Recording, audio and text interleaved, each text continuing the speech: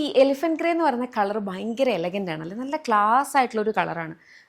ഒത്തിരി ലൗഡല്ല എന്നാൽ ഭയങ്കര സട്ടിലല്ല, ഇതിൻ്റെയൊക്കെ ഒന്ന് അടുക്കായിട്ട് നിൽക്കുകയും ചെയ്യും. നമുക്ക് നമ്മുടെ രീതിയിൽ സ്റ്റൈൽ ചെയ്ത് കഴിഞ്ഞാൽ നമ്മളെ നന്നായിട്ട് പ്രസൻറ്റ് ചെയ്യാനും പറ്റുന്ന കൈൻഡ് ഓഫ് ഒരു കളറായിട്ട് തോന്നും ഈ ഒരു എലിഫന്റ് ഗ്രേ എന്ന് പറഞ്ഞാൽ.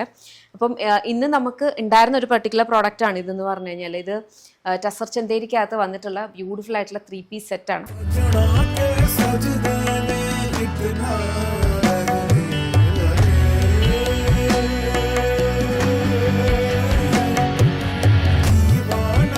അത് ടോപ്പ് ബോട്ടം ആൻഡ് ദുപ്പട്ട വരുന്നുണ്ട്. സെൽഫ് പ്രിന്റഡ് ആയിട്ടാണ് വന്നിട്ടുള്ളത്. എന്നിട്ട് അതിലേക്ക് നമ്മൾ സ്ലിറ്റഡ് ആയിട്ട് ലൈനിങ് ഒക്കെ കൊടുത്തിട്ടുണ്ട്.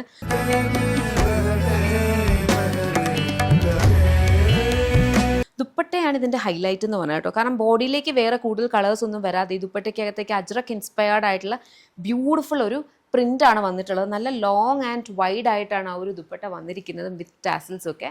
നല്ല ഭംഗിയുള്ളൊരു ദുപ്പട്ട. അപ്പോൾ ഇതിൻ്റെ നല്ല കളേഴ്സും അവൈലബിൾ ആണ്.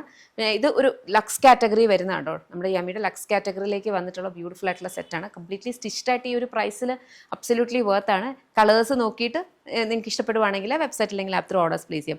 ഇന്ന് ആക്ച്വലി രാവിലത്തെ നമ്മുടെ പ്രോഡക്റ്റ് എന്ന് പറഞ്ഞാൽ ഒരു മോർ ഓഫ് ഒരു കൈൻഡ് ഓഫ് ഒരു സിനിമാറ്റിക് ഒരു അങ്ങനത്തെ കൈൻഡ് ഓഫ് ഒരു കാഷ്വൽ അറ്റയർ എന്ന് വേണേൽ പറയാം. ഫുൾ ഓൺ ഫുൾ ആ ഒരു ഫ്ലോറിൽ എംബ്രോയിഡറി ഒക്കെയുള്ള നല്ല ഭംഗിയിലെ ടിയർ ഡ്രസ് ആണ്. അത് പ്രീമിയം റയോൺ ഫാബ്രിക്കിലാണ് ആ ഒരു ടിയർ ഡ്രസ് വന്നത്. നല്ല കളേഴ്സിലും അവൈലബിൾ ആണ്.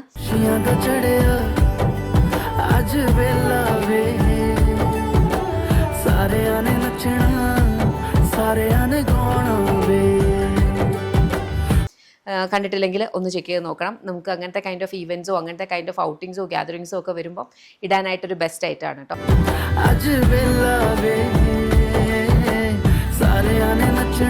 അത് കഴിഞ്ഞിട്ട് ആണ് ഇത് ഉണ്ടായിരുന്നത്. പിന്നെ നമുക്ക് ഉണ്ടായിരുന്നതെന്ന് പറഞ്ഞാൽ നല്ല ഭംഗിയുള്ള ഫുൾ സ്ലീവി വന്നിട്ടുള്ള ഫ്ലെക്സ് കോട്ടണിലെ ഒരു ടോപ്പ് ആൻഡ് ബോട്ടം സെറ്റ്. അതെനിക്ക്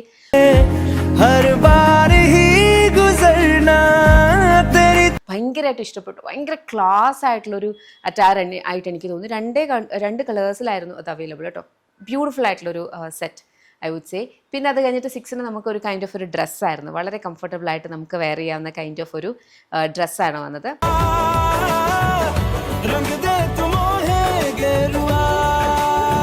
പിന്നെ നമുക്ക് ബ്യൂട്ടിഫുൾ ആയിട്ടുള്ള ഒരു 3 പീസ്, അതും നല്ലൊരു പാർട്ടി വെയർ ആയിട്ട് വെയർ ചെയ്യാൻ പറ്റുന്ന കൈൻഡ് ഓഫ് മൽച്ചന്തേരി ഫാബ്രിക്കിൽ നല്ല അട്ടി ക്ലാസ് ആയിട്ടുള്ള ഒരു എംബ്രോയിഡറി ഒക്കെ ദുപ്പട്ടയെ കൊടുത്തിട്ടുള്ളൊരു 3 പീസ് സെറ്റാണ്.